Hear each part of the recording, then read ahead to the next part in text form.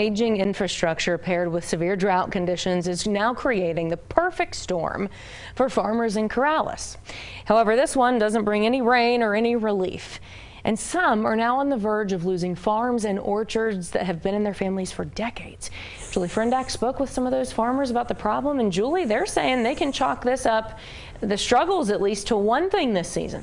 Yeah, Tessa, it all comes down to a broken siphon beneath the Rio Grande just north of Corrales. The Middle Rio Grande Conservancy District couldn't fix it in time for this irrigation season, so they put a pumping system in place. But area farmers claim it's not pumping nearly enough water.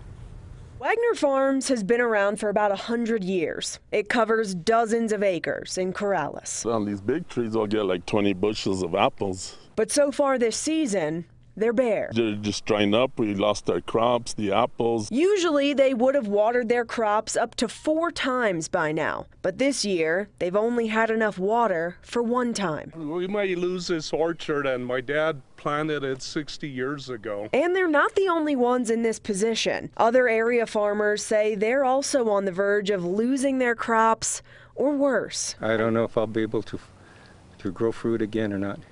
Ever? Well, when you lose the trees, it takes 10 years for them to produce. It's not like planting chili or corn. I've been growing chili all my life, and this is the worst year I've ever had. I don't know if I'm going to have a crop at all this year. And the reason behind all of this hardship?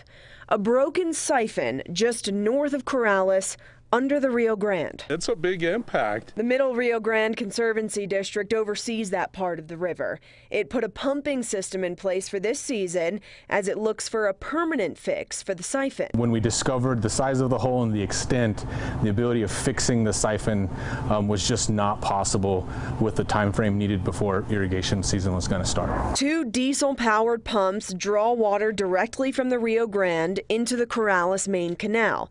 They run around the clock 4 days a week.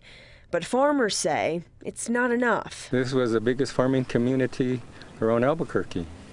And now they cut us off. I don't know why. Conservancy District leaders say the pumps need monitoring while they run and days off for regular maintenance. It's definitely not for a lack of caring, a lack of understanding. It's just, unfortunately, the realities of where we find ourselves from a resource standpoint in terms of people and where we sit related to this drought and obviously the state of the Corrales siphon infrastructure. So until there's a long-term solution, the water that we can deliver there is the water that we can deliver for this year. It really is. Conservancy District officials hope to have a long-term solution by the winter to propose to the state for funding. Meanwhile, though, those leaders are fairly confident Corrales will need a pumping operation for at least next year as well. Tessa? My goodness, not really a solution in this yet. Okay. Not yet. Julie, thank you.